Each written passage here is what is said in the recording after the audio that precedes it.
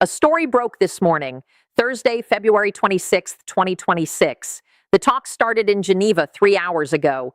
U.S. and Iranian negotiators sitting at a table in Switzerland while simultaneously Trump has positioned the largest military force the Middle East has seen in a generation aimed directly at Iran's nuclear facilities. This is not diplomatic theater anymore. This is a convergence point. This is where diplomacy and warfare collide. This is where one decision ends it all or extends it further.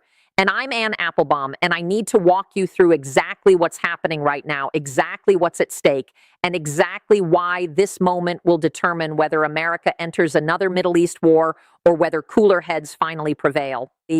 According to reporting published 3 hours ago by The Washington Post, The Guardian, and Reuters this morning, Iran is bringing a new proposal to Geneva today, a proposal on nuclear enrichment. The proposal includes what Iranian negotiators are calling token enrichment for medical and research purposes. But here's what matters. When Steve Witkoff, Trump's chief negotiator, first met with Iranian representatives last spring, he suggested limiting Iran to 3.67% enrichment. That's the Obama-era limit from the 2015 nuclear deal. But then something changed. Republican lawmakers publicly rejected even that compromise, and Witkoff pivoted completely. He told ABC News in May, quote, "We cannot allow even 1% of an enrichment capability. 1%. That's the bar now. That's the American position."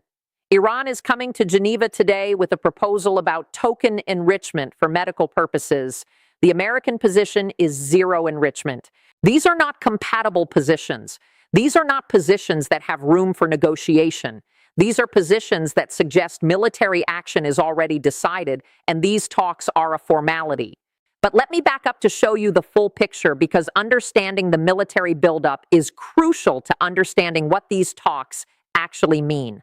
According to Reuters reporting published just hours ago, Trump has ordered what the Pentagon is calling a massive military force assembly. 2 aircraft carriers positioned in the Arabian Sea and Persian Gulf. Over 300 combat aircraft stationed at bases across the Middle East. B-2 bombers at Diego Garcia in the Indian Ocean. Tomahawk-capable ships throughout the region. Submarine forces positioned for launch capability. This is not a defensive posture. This is not a show of force designed to be shown and then withdrawn. This is an operational force. This is a military configuration designed to execute sustained air operations. According to U.S. military sources, this force is ready. Ready now. No additional preparation needed. Ready to receive orders. And here's what makes this situation uniquely dangerous. According to multiple administration officials quoted by the New York Times this morning, Trump has not been clear about what he actually wants from Iran. Not clear about objectives, not clear about desired outcomes, not clear about end states. In his State of the Union address on Tuesday, Trump said Iran needs to say what he called the secret words, that Iran will never have a nuclear weapon. But Iran has already essentially said that. International inspectors from the IAEA confirm that. Rafael Mariano Grossi, the head of the International Atomic Energy Agency, said last week that there is no evidence of an active plan to build a nuclear bomb. No evidence. But Trump is insisting Iran say specific words. Apologize, maybe. Admit they were wrong, maybe. Submit to American authority, maybe. The actual military objective remains unclear even to many people in the administration. According to the New York Times reporting, several administration officials admit the military strikes would probably serve symbolic purposes rather than accomplish clear military objectives.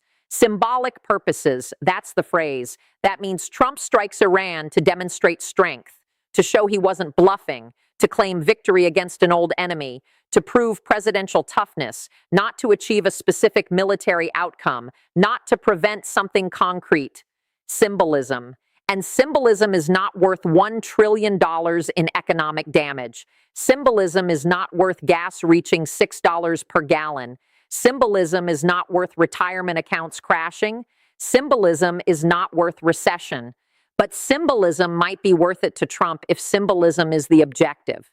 Now, let me show you what's actually happening inside the administration, because according to multiple reports from CNN, The Washington Post, and Axios, there is deep disagreement within Trump's team about whether to strike. Steve Witkoff, the chief negotiator, wants more time. According to reporting, Witkoff believes a deal is still possible. He spent weeks in Geneva negotiating. He believes gaps are narrowing. He believes Iran is moving. He wants the talks to continue. He wants another week, another 2 weeks, time for diplomacy to work. But Witkoff is not in the room with Trump every day. Netanyahu is. Israel's prime minister provided Trump with a 73 target list explicitly. 73 specific Iranian targets he wants destroyed. Netanyahu visited the White House last week, according to CNN, and argued, quote, "Iran has never been weaker." That's Netanyahu's argument. Now is the moment. Now, when Iran's capabilities are diminished. Now, when American military forces assembled. Now, when global attention is focused. Now, before Iran recovers. Now, before negotiated outcomes neutralize the military advantage. Netanyahu's voice carries weight with Trump. Netanyahu visits the White House. Netanyahu argues for maximum pressure. Netanyahu has a specific target list. Netanyahu has spent decades thinking about Iran as an existential threat, and Trump respects Netanyahu. Trump listens to Netanyahu. Netanyahu is in the room advocating for strikes. Witkoff is in Geneva advocating for talks. Trump must choose. Jared Kushner, Trump's son-in-law, is also in Geneva this morning, according to the Washington Post. Kushner has been leading parallel negotiations on nuclear issues. According to administration officials, Kushner still believes a nuclear deal is possible. Kushner wants to give diplomacy another chance. But Kushner's influence with Trump has diminished over time. He's focused on policy work. He's not in daily Trump political conversations. He's not polling Trump's advisors like some others do. Kushner can argue. Kushner can present data.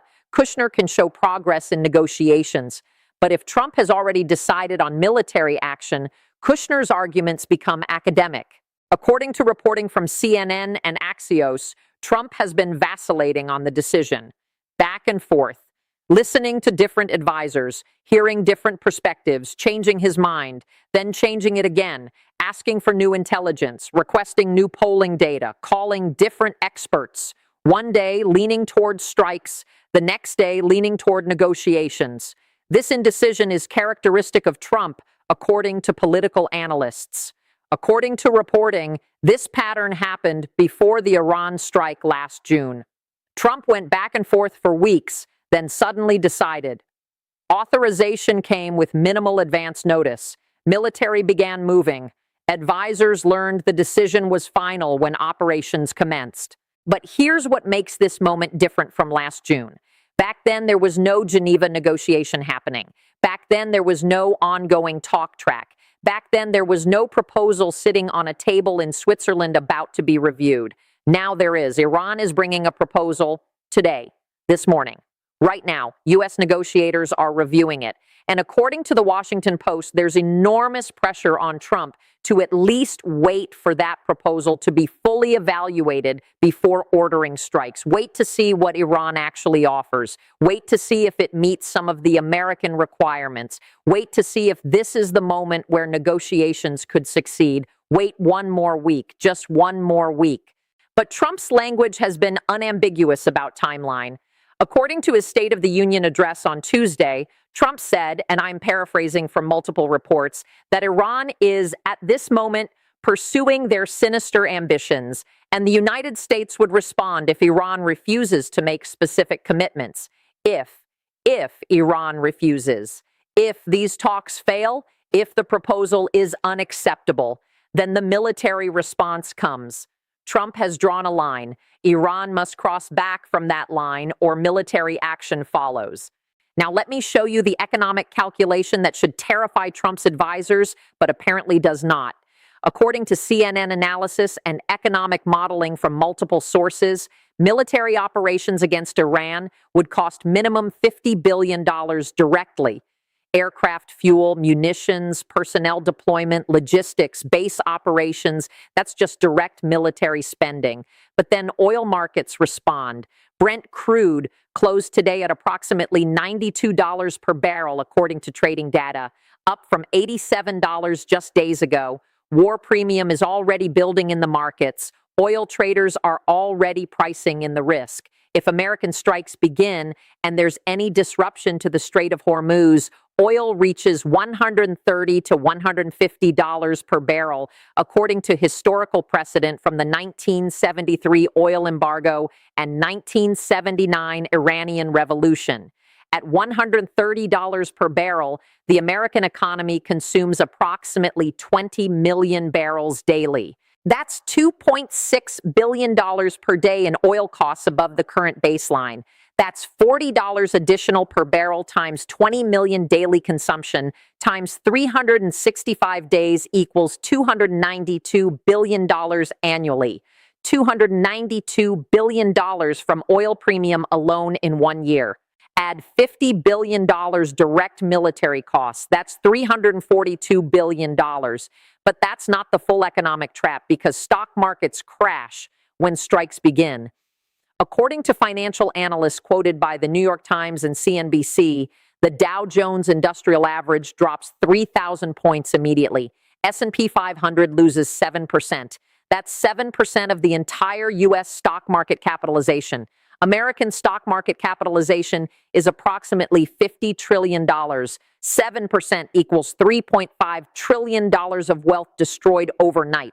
$3.5 trillion gone, evaporated, wiped from retirement accounts, erased from pension funds, removed from 401k plans, deleted from college savings accounts, destroyed from middle-class wealth portfolios.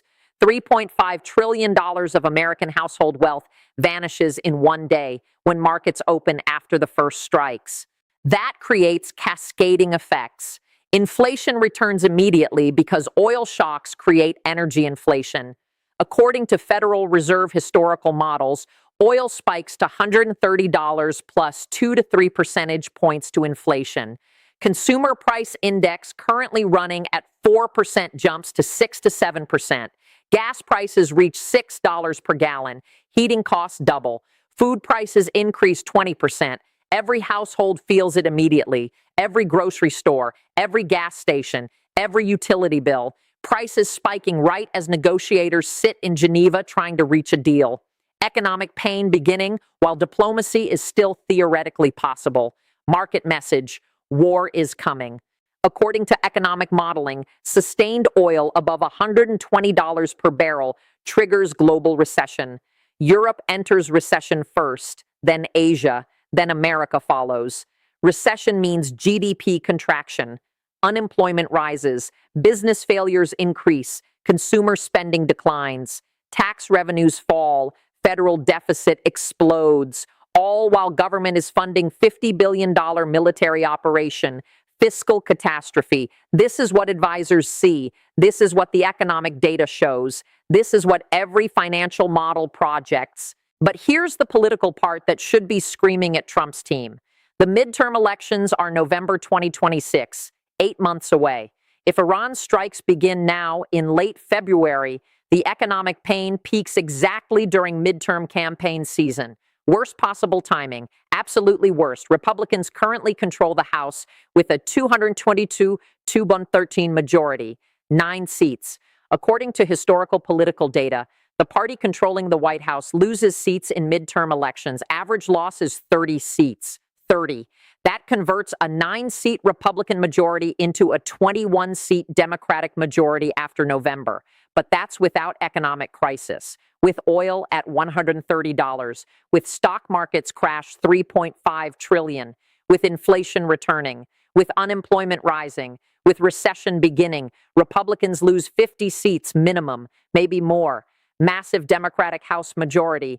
Senate is worse. Republicans defend 21 seats in 2026. Democrats defend 13. Losing just 3 Republican Senate seats flips the chamber. With economic catastrophe, Republicans lose at least 7. Democratic Senate, Democratic House. Trump becomes lame duck with 2 years left in term. And this political math should be what stops Trump from ordering strikes. This political calculation should be what convinces him that even if military action is justified, the timing is catastrophic. War during economic crisis, during election year, during campaign season, while controlling Congress. It's political suicide. It's what destroyed Republicans in 2006 after Iraq War. That's the historical comparison haunting Trump's advisors. According to reporting from multiple sources, many Trump administration officials served in the Bush administration. They remember 2006. They remember Republicans losing 30 House seats, losing 6 Senate seats, losing both chambers, losing ability to protect Bush, losing everything. An Iraq war did not trigger oil crisis, did not crash stock markets, did not create recession. Iraq had pure political costs from mission failure and duration. Iran war would have all of Iraq's problems plus economic catastrophe, plus $300 billion cost, plus stock market crash, plus recession, multiplicative catastrophe. These advisors are living through their worst historical nightmare, but the man making the decision does not seem to be listening. According to the Washington Post reporting, Senator Mark Warner, a senior congressional leader briefed on Trump's plans just before the State of the Union, said about Trump's decision-making, quote, "I don't think a final decision has been made yet." But then Warner added, quote, "Now whether you believe that or not is a totally different question," meaning the decision is probably already made, probably already decided, probably already authorized. But Trump hasn't told anyone yet. Trump is waiting. Waiting for what? Waiting for this Geneva proposal to arrive. Waiting to reject it. Waiting for that rejection to provide cover. Waiting to say, "I wanted diplomacy. Iran refused. Now military action is necessary." That's the pattern. Negotiations fail. Trump issues statements saying he tried. Trump says Iran was unreasonable. Trump says military action is now the only option. Narrative framing. Cover for the decision already made. Now, here's what Iran is saying. According to NPR reporting and foreign ministry statements, Iran's deputy foreign minister said this morning, quote, "We will enter the negotiating room with sincerity and goodwill. If there is political will on all sides, I believe the deal can be reached as soon as possible." As soon as possible. Today, maybe. This week, maybe. But Iran is also calling out Trump's public statements as deceptive. Iran says Trump is telling big lies about Iran's nuclear program, about nuclear site destruction, about enrichment levels, about Iranian intentions. Iran accuses Trump of setting impossible standards. Refusing any nuclear enrichment, even for medical purposes, is unreasonable, according to Iranian officials. Iran says that's a violation of the Non-Proliferation Treaty. Iran says every country has the right to peaceful nuclear activity. Iran says the secret words Trump wants are essentially demands for Iranian surrender. This is the negotiating gulf, unbridgeable gulf. Trump wants zero enrichment. Iran says that's unreasonable. Trump wants Iran to surrender material. Iran says that's humiliation. Trump says Iran must prove its intentions through absolute compliance. Iran says it has proven its intentions already through previous agreements. These positions are incompatible. There is no middle ground. There is no compromise position where both sides declare victory. There is military action or there is indefinite negotiation. Those are the only options. But option 3 exists. Option 3 is that Iran surprises everyone. Option 3 is that Iran's proposal today includes massive concessions. Option 3 is that Iran says yes to everything Trump demands. Option 3 is that Iran chooses economic negotiation over military confrontation. History shows this is possible. Last-minute deals do emerge from impossible positions, but history also shows this is rare. Iran has not demonstrated willingness to make the kind of unconditional surrender Trump is demanding. So probability of miraculous breakthrough is low. Probability of proposal rejection is high. Probability of military authorization following rejected proposal is very high. According to Axios reporting, one Trump advisor said, quote, "The boss is getting fed up with negotiations. getting fed up with delays, getting fed up with Iran's refusal to simply capitulate. The same advisor estimated 90% probability of military action within weeks. 90%. That was 3 days ago. Now it's today. The talks are happening now. The proposal is being reviewed now. The rejection clock is counting down now. Hours remain before Trump makes his final decision.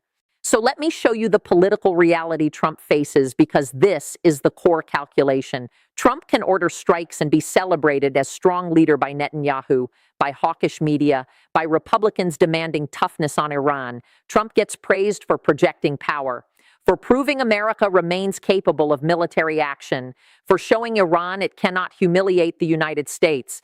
Trump gets short-term political victory, but within weeks, oil markets spike. Within months, recession begins. Gas prices rise, inflation returns, stock markets crash, retirement accounts evaporate, unemployment rises, midterm elections approach, voters blame Trump for economic pain, Republicans lose House and Senate. Trump becomes powerless for final 2 years, political victory becomes political catastrophe. Or Trump can order an extension of diplomacy, announce confidence in negotiations, say more time is needed, say the talks are productive and progress is being made, stay the course diplomatically, risk looking weak internationally, risk Netanyahu criticism, risk appearing to back down from Trump's public threats. But then negotiations might actually succeed, or they might fail slowly over months rather than immediately triggering war. Either way, the economic pain is deferred, the recession is delayed, the stock market crash is avoided, the midterm elections happen in an economy that's potentially recovering rather than collapsing. Trump risks looking weak to Netanyahu, but potentially preserves his political coalition with American voters. This is Trump's choice: strength that destroys the economy or weakness that preserves it. International credibility that triggers economic catastrophe or diplomatic patience that keeps options open. And according to reporting, Trump has not made this choice clear yet. Trump is still deciding. Trump is still vacillating. Trump is still listening to different advisors. Trump is still asking for new intelligence. Trump is still uncertain, even as his own economic team is terrified. According to the Washington Post, senior administration officials have presented Trump with detailed economic projections, detailed scenarios, detailed consequences, charts showing oil price trajectories, graphs showing market crashes, models showing recession timing, spreadsheets showing unemployment consequences, and Trump's response is that he understands the risks but feels boxed in militarily, feels like he's already made the threats, feels like he's already deployed the forces, feels like backing down looks weak, feels like the political cost of appearing weak exceeds the economic cost of actual military action. That calculation might be wrong. That calculation might be catastrophically wrong. But that's what Trump's thinking is, apparently. Now, here's where this story gets really critical. This morning in Geneva, right now, at this moment, the talks are happening. Iran is presenting its proposal. American negotiators are reviewing it.